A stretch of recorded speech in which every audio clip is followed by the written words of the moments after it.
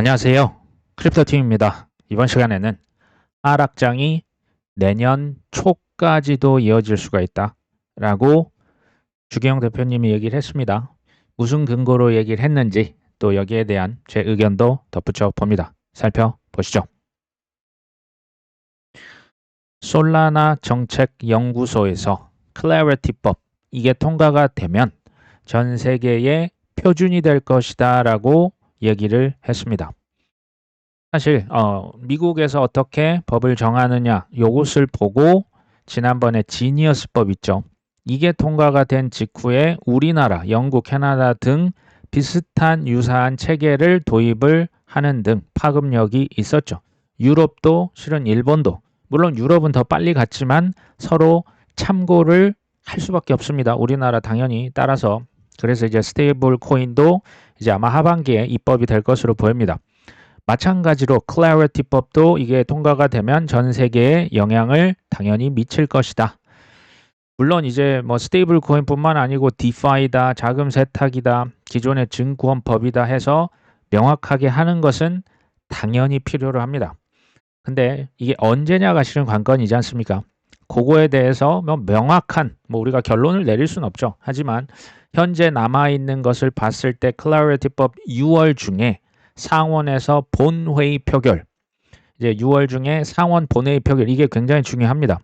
6월 중으로 이 표결을 진행을 하면 그 다음에는 하원을 한번 갔다 와야 됩니다. 왜냐하면 하원에서 통과된 법과 상원에서 통과된 법이 이제 법률 조항의 차이가 너무 크겠죠.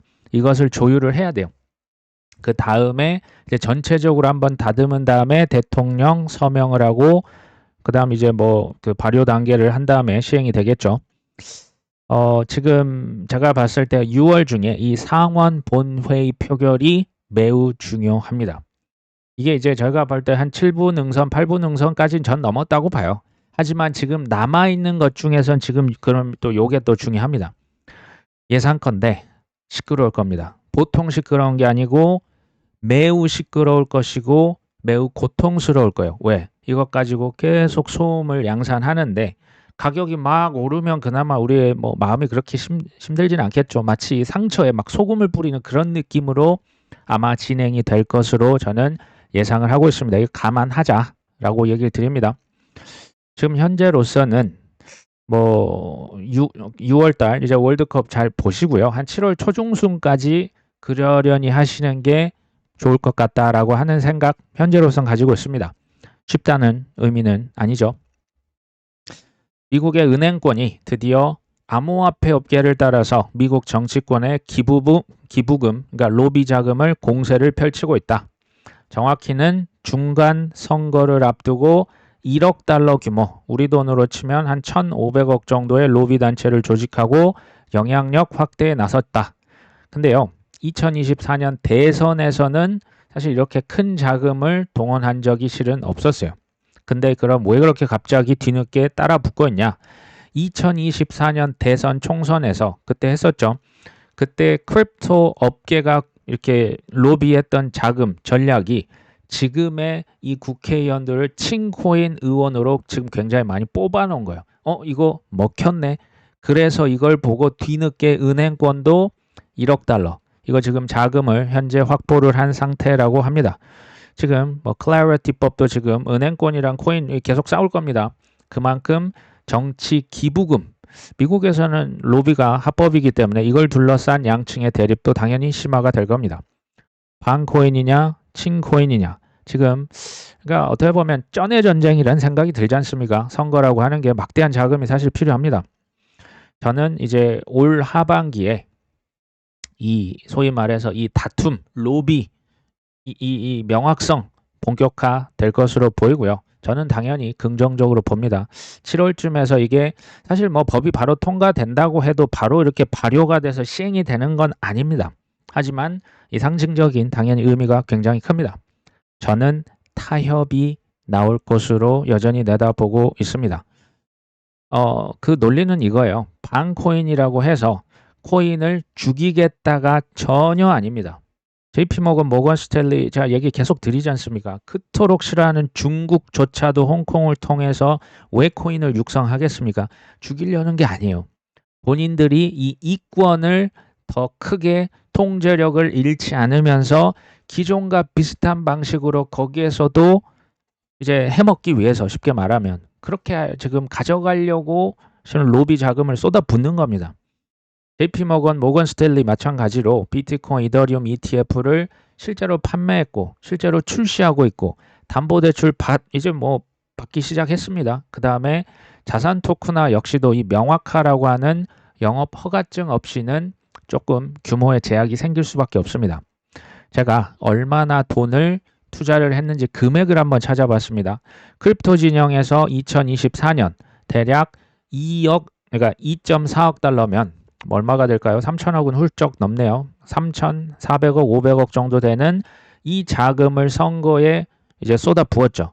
그러니까 재작년이네요. 24년 대선 총선에서 큰 효과를 발휘를 했고 은행권은 이제 1억 달러 중간 선거를 위해서 쏟아붓고 있습니다. 근데 금액적인 차이가요.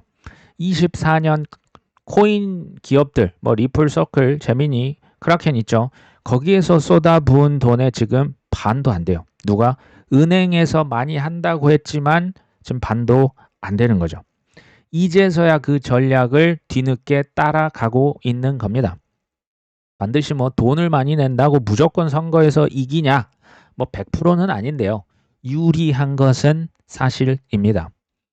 똑같이 지금 24년과 26년을 한번 제가 구분을 해봤습니다. 그 이제 슈퍼팩이라고 해서 그 친코인 국회의원을 지원하고 반코인 인사는 낙선을 시키거든요. 그 중에 대표적인 단체가 페어쉐이크입니다. 페어쉐이크가 24년 대선에서 무려 2억 9천만 달러. 이거 어마어마하네요. 거의 한 뭐 4천억, 뭐 5천억 원 가까이 지금 투자를 했고 은행은 뭐 거의 안 했다. 미미하다. 26년 이제 중간선거 중요하죠. 은행권에서 1억 달러 모았는데요. 페어쉐이크 이 하나에서만 여전히 1.9억 달러. 지금 거의 2배입니다. 코인이 은행보다 돈이 더 많네요. 그리고 이게 이제 그 통계치거든요. 2024년에 페어쉐이크에서 지지했던 그 후보가 91%가 당선되세요. 이거 굉장히 효과적이었던 것을 누가 봤다? 은행이 본 거예요. 그래서 뒤늦게 나서고 있습니다. 선거 지금 뭐 한 5달 정도 남았죠. 실제 집행 금액은 아마 더 늘어날 것으로 추정이 됩니다. 근데 재밌는 건요. 페어쉐이크가 무조건 공화당 후보만 지지를 했냐? 그것도 아닙니다. 놀랍게도 친코인 후보라면 민주당, 공화당 가리지 않고 지원을 했습니다. 이번에도 아마 그렇게 하지 않을까요? 최근에 JP모건 그 제이미 다이먼 회장이 여러 방송에 나와서 이런 얘기를 합니다. 나는 지금 시장 구조법 마음에 하나도 안 든다. 두 번째, 은행들은 끝까지 싸울 것이다. 그러면서 이제 또 반코인 냄새를 이제 폴폴 풍기고 있습니다. 근데 이걸요, 이런 거 보시고 속으시면 안 되는 게 이거예요. JP모건은 이 비트코인이나 이 블록체인이라고 하는 퍼블릭 체인이잖아요. 인터넷처럼 이거 어차피 이거 못 막는구나. 이거 죽이기보다는 우리가 이것을 장악하고, 그러니까 누구보다 이 지금 트렌드, 뭐 이 미래를요, 누구보다 빨리 파악을 당연히 했죠. 그 다음에 지금 확인한 바로는 2015년부터 스테이블 코인이다, 프라이빗 체인이다, 지금 뭐 자산 토큰이나 로비 이걸 2015년부터 준비했다라고 하는 것을 우리가 잊으시면 안 됩니다. 그러면 이 사람은 왜 그렇게 지금 불쾌하냐? 이 불쾌함의 이유는요. 원래는 이 금융 전 세계 그 파이낸스는 JP 모건과 같은 월가 은행들의 독무대였어요. 독무대. 내가 여기 주인이고 내 맘대로 해왔던 좀 달러망이죠. 뭐 미국 국채부터 전 세계 판을 다 짜서 여기에서 가장 큰 수혜를 받았던 통제력이 가장 강했던 집단이 JP 모건이에요. 미국의 은행들이요. 근데 토큰인가 뭔가 스테이블 코인인가 하는 게 갑자기 막 튀어나와가지고 퍼블릭 뭐 체인인가 뭔가 나와서 통제력, 은행이 가지고 있었던 그 힘이 점점점 약해지는 것이 굉장히 불쾌한 겁니다. 그럴 수밖에 없죠. 기존에 내가 여기서 짱 먹던 사람인데 옆에 갑자기 누가 툭 튀어나와가지고 자꾸 자기를 밀어내려고 하니까 지금 그런 상황입니다. 저는 이 폭스뉴스인가요? 이 인터뷰를 제가 직접 봤거든요. JP 모건 이 회장이 코인베이스 대표를 진짜 full of shit이라고 해요. 이런 표현을 이렇게 공영방송에서 쓴다라고 하는 게 저는 사실 잘 안 믿기거든요. 이렇게 높은 지위에 있는 사람이. shit이 무슨 의미인지는 아마 아시리라 보여집니다. 이 코인베이스 진짜 싫어하는 거예요. 이 자꾸 자기 영역을 침범하니까. 그렇죠? 근데요. 좀 이것도 크게 보시면 지금 뭐 법이 통과되냐 언제 되냐 지금 뭐 굉장히 짜증 나 있지만 모든 혁신적인 기술은요. 막을 수 없어요. 무조건 거센 저항을 직면합니다. 그게 뭐 예전에 전기든 TV든 저기 라디오든 자동차든 뭔가 혁신적인 인터넷도 그랬지 않습니까? 처음에는 되겠어? 그걸 굳이 사람들이 그걸 쓰겠어? 이메일? 아니 이 팩스 머신이 있는데 굳이 우리가 뭐 이메일 그런 걸 쓰겠어? 처음엔 원래 다 그렇습니다. 근데 결국 나중에 어떻게 됐습니까? 대량 채택은 필연적이죠. 저는 여기에 당연히 베팅을 하고 있는 겁니다. 블랙락이요. SEC의 비트코인 프리미엄 인컴 ETF 세 번째 수정안을 제출했습니다. 여기에서 핵심 포인트는 인컴이에요. 인컴. 인컴은 이제 패시브 인컴, 그러니까 배당이라 생각하시면 됩니다. 은행으로 치면 이자, 이제 주식으로 치면 배당 주는, 이자 주는 ETF, 비트코인으로 뭘 준다고요? 배당 주는 ETF를 만들어서 지금 세 번째 수정안을 제출했습니다. 여기에 아직 운용 수수료가 책정이 되지는 않았지만 그래도 이번 세 번째니까 지금 블랙락에서 이거 신경을 엄청나게 쓰고 있다 안 쓰고 있다? 엄청 쓰고 있다는 겁니다. 골드만삭스에서도 비트코인 ETF가 출시되기 전 출시하기 위해서 노력 중인 것으로 보인다. 이게 무슨 얘기냐면요. 블랙락과 골드만삭스는 비트코인 현물 ETF 뭐 블랙락 있잖아요. 피델리티도 있고 골드만삭스 지금 이번에 출시하려고 하는 ETF는 비트코인으로 배당 주는 ETF예요. 그러니까 뭐 이렇게 배당 주는 ETF, 이자 주는 ETF를 별도로 만드는데 내가 먼저 출시하겠다라고 지금 경쟁하고 있다라는 뉴스입니다. 골드만삭스 입장에서 보시면요. 이미 현물 ETF를 발행하거나 그런 기라성 같은 기업들이 지금 너무 많아요. 지금 여기에 뒤늦게 뛰어들고 출혈 경쟁을 하는 것은 좀 이제 확률을 낮게, 가능성을 낮게 보고, 왜냐면 뭐 이미 다 했잖아요. 이 골드만삭스는 처음부터 차별화 전략을 꾀한 거예요. 그 차별화 전략이 지금 뭐냐? 골드만삭스도 배당 주는 비트코인 ETF를 출시를 지금 준비를 하고 있는 거거든요. 둘 다 지금 경쟁 레이스를 먼저 해야 이제 자금을 빨아들일 수가 있겠죠. 근데 여기서 에릭 발추너스가 마지막에 이런 얘기를 해요. 골드만삭스 ETF가 아마 한 6주 정도 있다가 나올 것 같은데 지금 이런 발언을 하거든요. 에릭 발추너스는 참고로 이 업계에 한 30년 이상 있는 베테랑 중에 베테랑이에요. 이 사람이 뭐 100%는 아니지만 제가 볼 때 얼추 맞추는 뭐 그런 분입니다. 6주 후에 골드만삭스에서 배당 주는 비트코인 ETF, 이거 커버드 콜이라고 합니다. 이제 그 옵션을 이렇게 팔아가지고 이제 배당을 주거든요. 6주가 지나면 대략 7월 초나 7월 중순 정도 되겠죠. 그때 블랙락과 골드만삭스가 새로운 비트코인 배당 주는 ETF를 출시하겠다. 저는 이 타이밍도 중요할 수 있다고 봅니다. 그리고 맞다. 제가 얘기를 드렸죠. 스트래터지에서 최근에 불티나게 팔렸던 배당 주는 비트코인 그 우선주 기억나십니까? STRC 있었죠. 변동금리로 11.5% 매달 뭐 말일입니까? 따박따박 월 배당 줍니다. 스트라이브라고 하는 회사 여기도 상장 기업입니다. 비트코인 굉장히 많이 쟁여놓고 있고 여기에서는 SATA 이것도 배당 주는 ETF 이 친구들도 사실 뭐 1년에 250일 배당을 주겠다. 고정 이자 배당을 13%를 매일 주겠다. 이거는 어마어마한 거지 않습니까? 엄청나게 지금 팔고 있는데 뒤늦게 지금 누가 뛰어듭니까? 블랙락과 골드만삭스가 한 달 반 정도 있으면 들어올 것 같습니다. 아마 확정된 미래다라는 생각이 전 듭니다. 한번 정리를 해봤습니다. 블랙락은 비트코인 커버드 콜 ETF 수정 제출 지금 세 번째 하고 있고요. 골드만삭스도 신청은 했습니다. 아직 출시는 아직 안 됐고요. 모건 스탠리는 자체 브랜드의 현물 비트코인 ETF 뭐 이미 출시를 이미 했었죠. 그 수수료 굉장히 업계 최저 수수료로 낮췄습니다. 굉장히 겸손하게 지금 내놓고 있고요. JP 모건은 자체 ETF는 없지만 이제 현물 다른데 ETF 갖다가 팔고 대리점 역할을 하고 있다. 모건 스탠리는 이제 우리 이름으로 현물 ETF 수수료를 직접적으로 좀 챙기자. 그 다음에 골드만삭스나 블랙락은 커버드 콜 배당 주는 ETF로 차별화를 하고 있습니다. 형태는 지금 다르고요. 타이밍도 다르지만 목표는 같아요. 그 목표가 뭡니까? 수수료 수입이라고 보시면 되겠죠.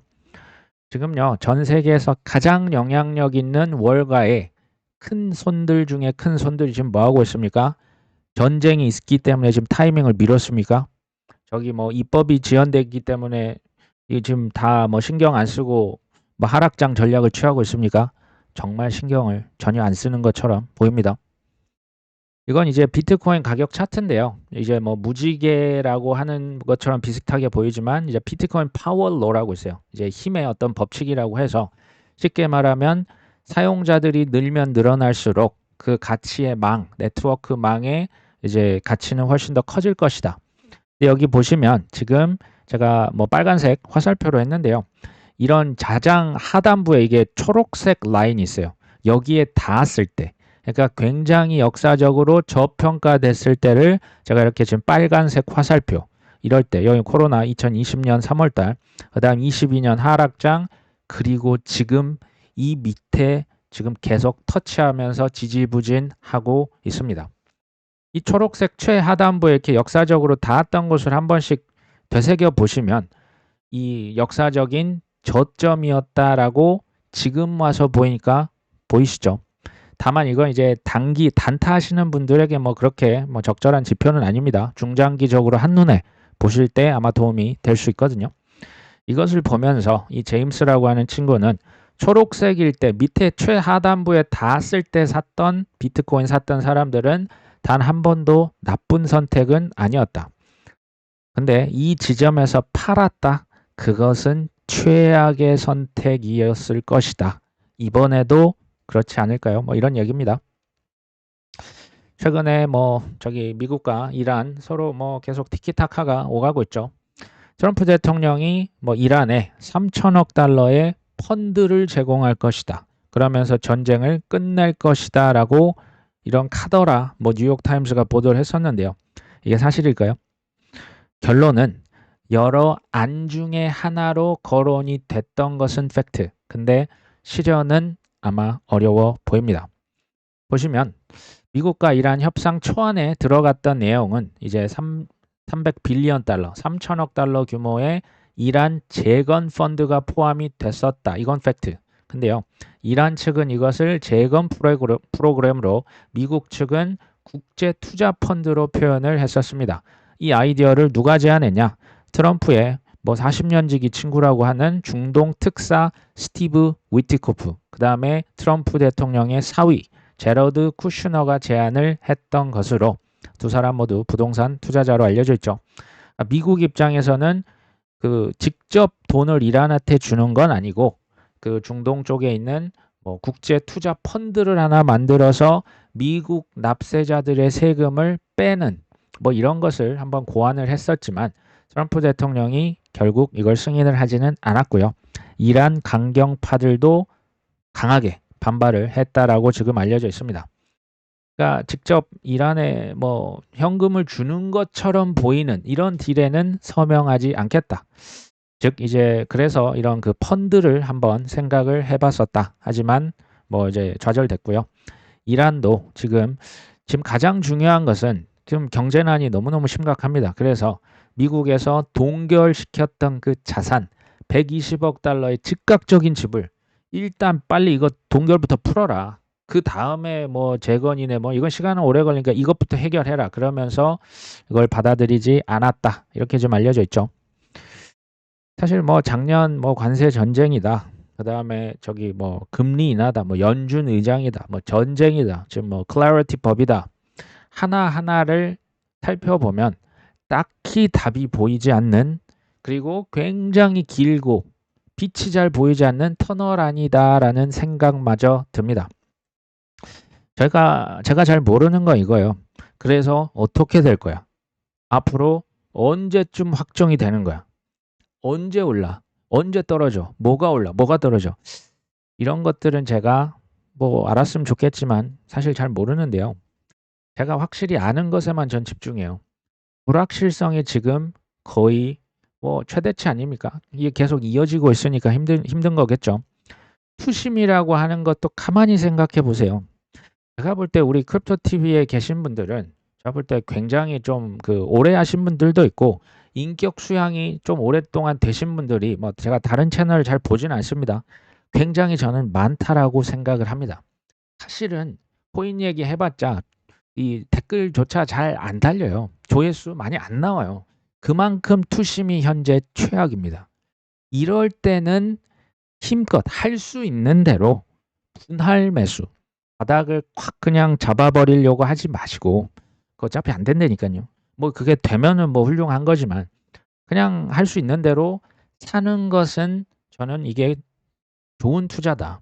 또 제가 아는 것은 그 반대로 불확실성이 아니고 확실함이 너무나 충만할 때, 투심이 모두가 같은 방향만 쳐다보고 있을 때, 저는 그냥 지금 딱 국장이 떠오르거든요. 이럴 때는 힘껏 힘을 이때는 힘껏 우리가 꼭진지 모르잖아요. 그러니까 쓱쓱 분할로 판다. 그게 우리가 할 수 있는 전 최선이라고 생각을 하는 겁니다. 각자 판단을 하셔야 되는 거예요. 이거 뭐 리딩방이 아니죠. 뭐 카톡 뭐 유료 멤버십 아무것도 받지 않습니다. 각자 알아서 그 타이밍은 사실은 저는 지식의 영역이 아니고 경험의 영역이라는 생각을 하거든요. 그리고 좋은 투자는요. 사실 내 본능과 정반대로 연속적으로 계속해서 해야 된다라고 생각을 하는데요. 그게 어렵습니다. 국장 생각해 보시면 지금 판다고? 지금? 왜? 바보야? 너 몰라? 사이클 몰라? 반도체 몰라? AI 미래인 거 몰라? 야 지금 뭐 애널리스트 지금 만피, 만천피를 얘기하는데 너 제정신이야? 요런 느낌이죠. 우리가 모르는 거예요. 근데 지금 저는 이제 분할로 판매를 조금씩 하는 것이 예를 들면 코인을 나중에 5덩이로 나눕니다. 이거 너무 심한 거 아니야? 이거 진짜 다 똑같이 한 곳만 쳐다볼 때 20%씩 한 번씩 툭툭 던지고 그거 다 팔리면 끝내는 거죠. 그거 외에 그 이상 올라버리면 이제 안 봐야죠. 이렇게 하시면 어떨까 하는 생각이 듭니다.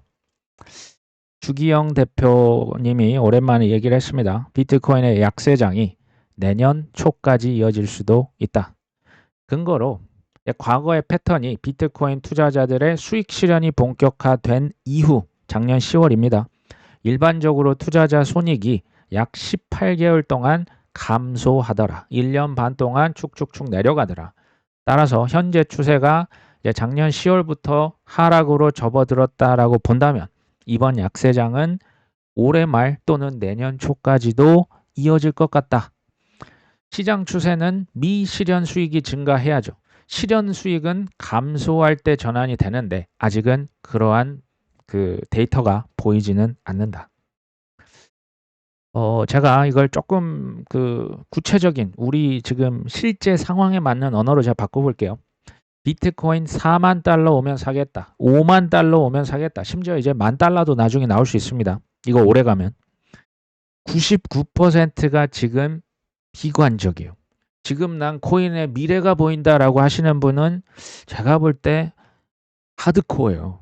정말 고인물 중에 고인물 아닌 이상, 엄청난 확신이 아닌 이상 지금 뭐 그렇게 좋은 얘기를 아마 안 하실 거고 4년 주기는 확실하다. 그러니까 우리 이제 떨어질 일만 남았다. 앞으로 더 갈 것이다. 그리고 이제 그 크크크 조롱뿐만 아니고요. 막 앓는 소리가 이제 나기 시작해요. 근데 좀 더 지나면 이제 이 소리도 실은 사라지는데 저는 우리 구독자님께서 그 앓는 소리라도 이렇게 적어주시는 자체가 전 대단한 거라고 실은 생각해요. 그만큼 힘든 지금 때가 맞고요. 이때 항상 저는 이번이 하락장이 4번째 같은데요.